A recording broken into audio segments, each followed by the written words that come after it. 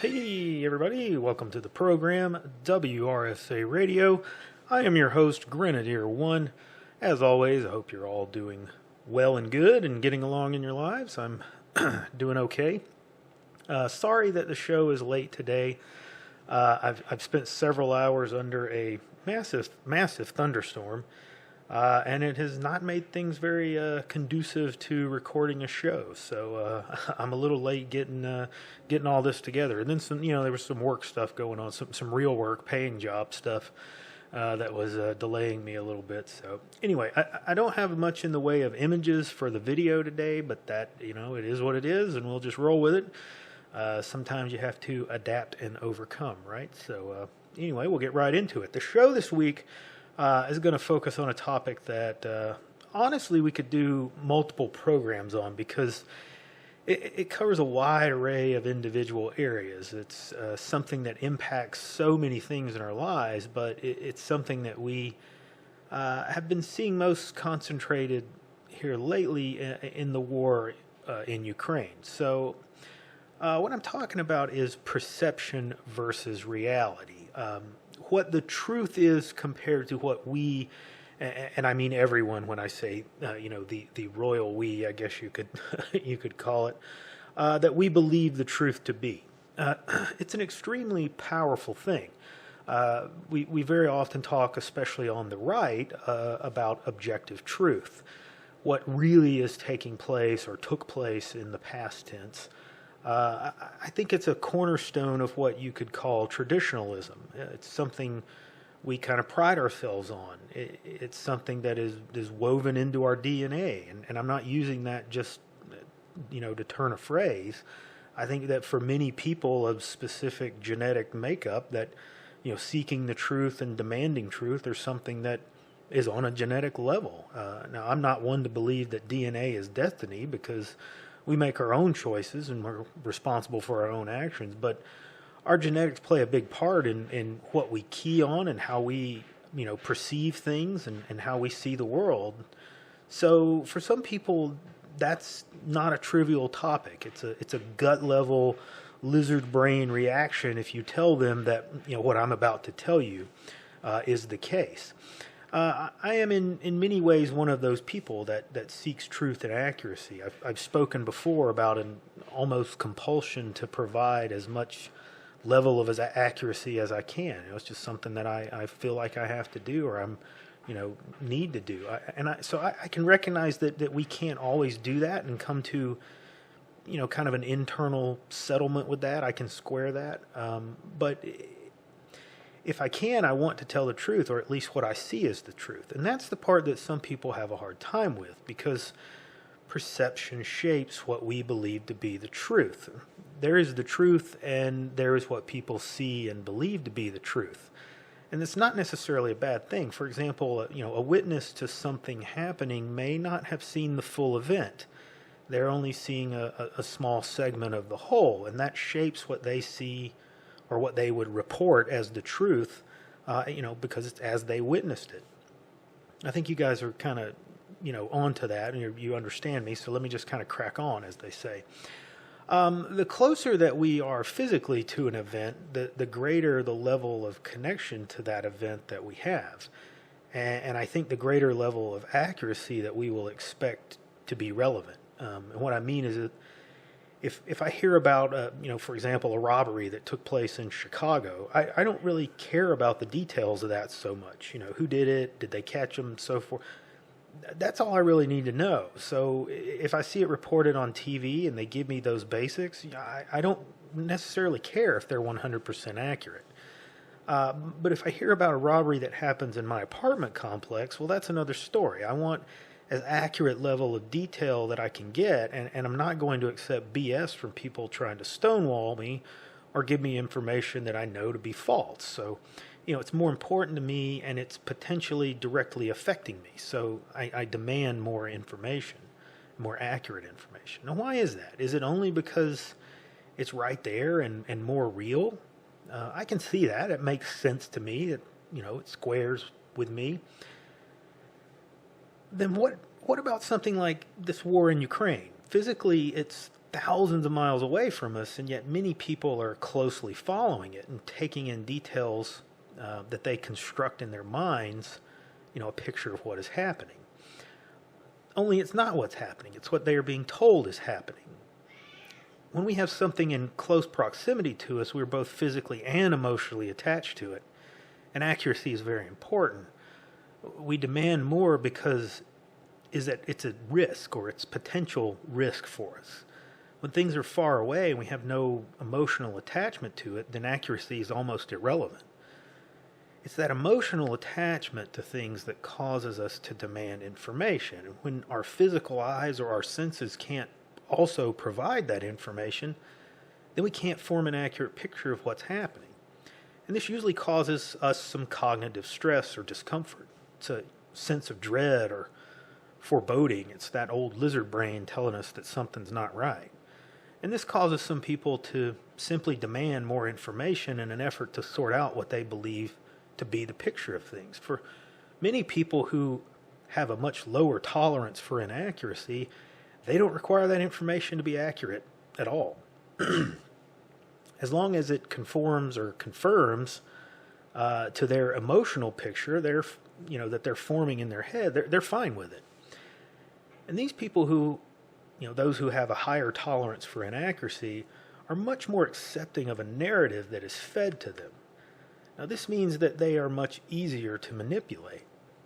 They're denied objective information, and so they put far more weight on the emotional information that they are fed. It's a symptom of people who've been conditioned to be driven by their emotional lizard or animal brain.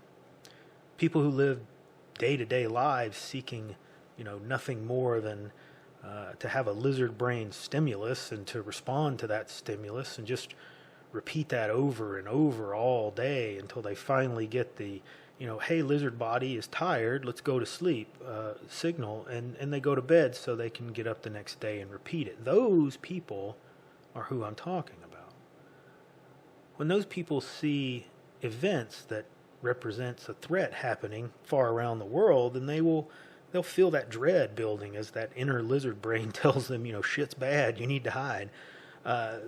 They'll tune into the feed, of that information coming from the state-controlled media, and it will tell them what to think and how they should respond. And since the inner lizard is not really much about thinking, we'll be perfectly fine with this. Okay, the box told us that we need to be angry and demand something, so let's do that. We'll go be angry and go demand something, whatever the box told us to demand. Regardless of the fact what the box told them is not true or not accurate, they will respond to the words coming out of the box in the way that the box tells them. Their perception is reality. Now understand something here. This would not be a really big problem if we were just talking about someone trying to scam people out of money or some stupid product, because the basic process, it's the same as marketing. It's a form of magic, as I've explained before on the show. That would not be a problem. Ron Popeil's made a killing getting people to emotionally respond to his crazy kitchen gadgets. No harm in that, really. But what we're talking about, this isn't roaster ovens. We're talking about lives and taxpayer money and potentially the whole damn world here. What we're seeing coming out of Ukraine is not an accurate picture. We're not seeing it from the Russians. We most certainly are not seeing it from the Western media and governments or the government of Ukraine itself. What we are seeing is a steady string of emotional assaults on our lizard brain that will provoke a desired reaction. And people are, of course, buying into it. They're falling for it. They're demanding the very things that the people manipulating them with those images are wanting them to demand. Now, we can talk for hours on why the globalists are doing what they are doing, what their goals are, what their plans are, but the fact is we don't really know for sure. We can speculate, but their motives are nefarious at best, and I think we can all agree that they are deadly at worst. It's not so much important at this point to become bogged down in the whys. What's far more important, is to recognize what they are doing and to be the constant voice in all of that noise. You, dear listener, must demand accuracy. You must demand that we be given factual and accurate information. Push back on these lies. Push back on those gut-wrenching pictures and shameless attempts to pull at the hearts of our fellow citizens. It's the only way we can fight this.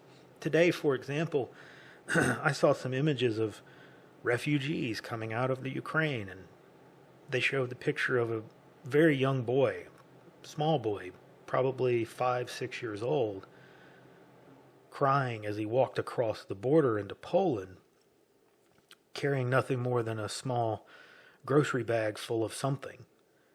And they said that this young boy was alone. He was all by himself, no parents. Now, I kind of find that hard to believe, but that's what the picture said. That's what the box told us. Many people are just going to believe that because it's gut-wrenching to see things like that, to see these images and imagine people in those situations. But we have to demand accuracy. We have to demand truth. Push back on people who are pushing those kind of things.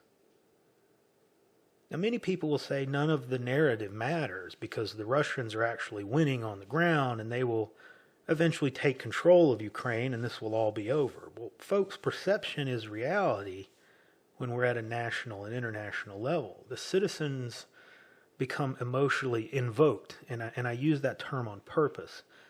And they demand that leaders do something, just do anything, just something. We've got to act. We've got to stop this. We've got to get ourselves involved.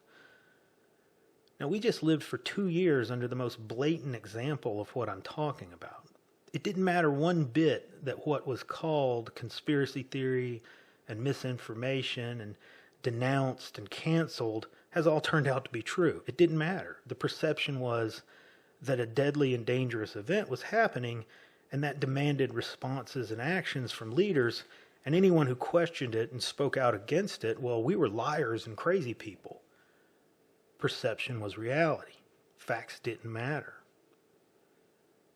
If the world outside of Ukraine believes that the Russians are losing the war and they are evil and dangerous and willing to do anything to win, then they are ready and willing to gobble down a false story about atrocities or weapons of mass destruction being used by Russia. The people will be manipulated into thinking that Russia is weak and Russia is incapable of winning, and if we just push them over with a limited attack, it'll all be over. We'll have to act. We'll be morally right and okay doing that. Now let's go out on a limb here and tie something together that we've looked at in the past to kind of see where this may go. The looming threat, of course, is that the counter to this is that Russia has a very advanced nuclear weapon capability, and ultimately they will be untouchable. There's no military solution to this because the Russians will nuke us. And I certainly believe that to be the case. So that means that the plan against Russia must be one of two things. Now I'm speculating here, of course, but I think it sounds logical. It sounds to comport with reason. Scenario one is that the globalists know this can't be resolved with military action, and so they're going to mobilize every means of cutting Russia off and isolating them into submission that they have at their disposal. We're already seeing some signs of this, some movement here. And the counter to this is that Russia's still winning because they're getting the major players to pull out of the dollar and move to the yuan. And that sounds all fine until you consider perhaps China is not on the side of Russia. Perhaps China is simply playing Russia and stringing them along in order to help weaken them, and at some point they will stab Russia in the back and perhaps even invade themselves. Perhaps there are ways that the globalists have to ensure that the missiles do not fly. China, after all, has made considerable inroads into Russia as well, and must have the very same level of compromise operation that they have in the rest of the West. I've long considered the likelihood that the globalists are planning to shift all of their focus to China being the final leader, the big boss in the globo-homo world domination scheme. And this looks very much like a ploy to position China to be just that. So that's one possible scenario, one thing that how this could play out. And scenario 2 is a little more out there, but from a technological perspective, we have some indication that it's not as far-fetched as it might sound initially. Perhaps the West does not fear Russian nuclear weapons because they already have far more advanced capabilities than they've displayed. Deep in the deepest black budget programs or technologies that render nuclear weapons incapable of doing anything. Perhaps weapons that can remove the Russians' ability to launch their advanced missiles in a single bold swoop or a single strike. And the only thing that is needed is the international will and the demand that it be done. The world must be whipped into a lather about how evil Russia and Putin are so that this strike will be morally accepted and NATO will be the hero rather than being seen and perceived as the villain. Perception is everything, remember. I don't think that's so far-fetched at all, but we'll have to see. Anyway, that's all I got time for this week, folks. Come see us over on Gab and the Mothership, and I will see you on the next episode.